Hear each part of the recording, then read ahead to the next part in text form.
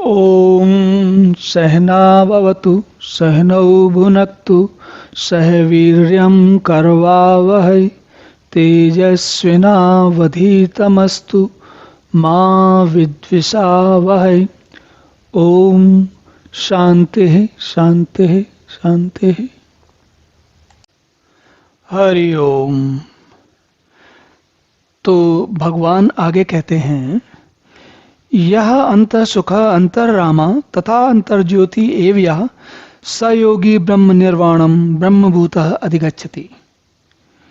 तो इसका अर्थ ये है कि जो पुरुष अंतरात्मा में ही सुख वाला है, जिसको कि अपने बाहर के विषयों में उनसे क्रिया प्रतिक्रिया करता है लेकिन उनमें रमता नहीं है, अपनी दुनिया में रहता है। कहाँ रहता है?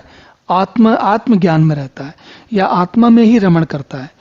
जो आत्मा के ज्ञान को अनुभव करके उसी में रमण करता है, वो ही सच्चिदानंद परमात्मा के साथ एकीकार हो सकता है और वही व्यक्ति शांति को प्राप्त होता है, उसी को ही आनंद आता है, उसी को ही सुख अनुभव होता है।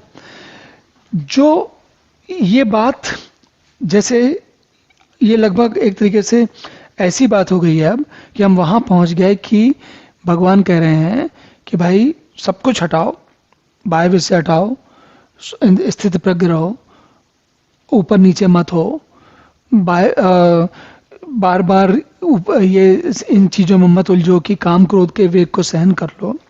और वो सारे करने के बाद ये आपकी अंतिम स्थिति क्या है? अंतिम स्थिति है कि अंतरात्मा में सुख ढूंढ पाओ, जान पाओ। जब आप जान पाओगे तभी आप उसमें उस सुख के में रमण करना चाहोगे। आप अगर आपको सुख ही नहीं पता, आपको पता ही नहीं कि अंतरात्मा का सुख क्या चीज है, तो आप उसमें रमण करना ही क्यों चाहोगे? और जब करना नहीं चाहोगे तो करोगे क्यों?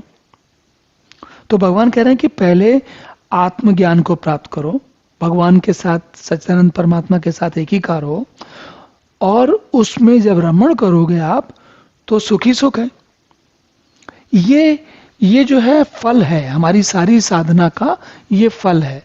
ये बात समझ में तब आती है जब आप थोड़ा, आपकी इच्छाएं नियंत्रण में आती हैं, थोड़ा आपका मन सुखी होता है।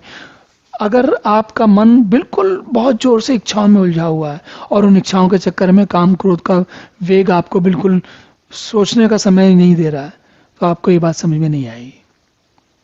इसके लिए जैसे एक उदाहरण समझिए, इसको अगर हम तार्किक तौर पे या जो सामान्य व्यक्ति की भाषा में समझें, अगर आपके घर में कोई या ऑफिस में कहीं पर बहुत जरूरी, कोई बहुत तनाव वाला बहुत जरूरी काम चल रहा हो, बहुत आवश्यक काम चल रहा हो, तो क्या होता है? उस वक्त, उस समय आप आराम नहीं कर सकते। अगर आप सोने भी जाते हो तो भी दिमाग में वही उलझन रहती है।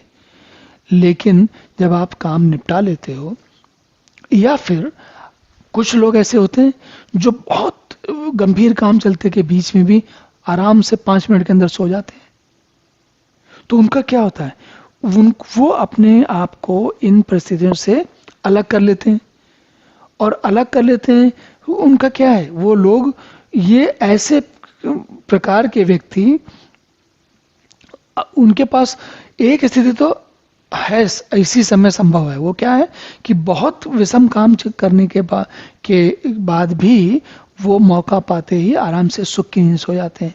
एक तरीके से आप देख सकते हैं, अगर आपको अपने काम की उलझनों के बीच में अगर रात में नींद ठीक से नहीं आती, इसका मतलब आपको कुछ करना चाहिए, कम से कम वहां से शुरुआत करनी चाहिए। कम से कम रात में नींद तो ठीक आए, कम से कम दिन काम करते समय आप व्यस्त रहो, समझ में आता है, लेकिन जब काम पूरा हो जाए तब तो थोड़ा मन को चैन मिले, सुख मिले, तब तो आप आत्मा के विषय में अनुसंधान कर सकते हो, और तब तो आप आगे बढ़ सकते हो, तब आत्मा में ही ज्ञान में जा सकते हो, तब सच्चिदानंद परम ब्रह्म परमात्मा के साथ आप एक ही भाव हो सकते हो। नहीं तो अटके रहोगे। तो इसलिए पहले जो है, उसके पहले वाला स्टेप करो। इस श्लोक को जीवन में उतारने के बारे में सोचने से पहले इसके पहले के स्टेप आवश्यक हैं।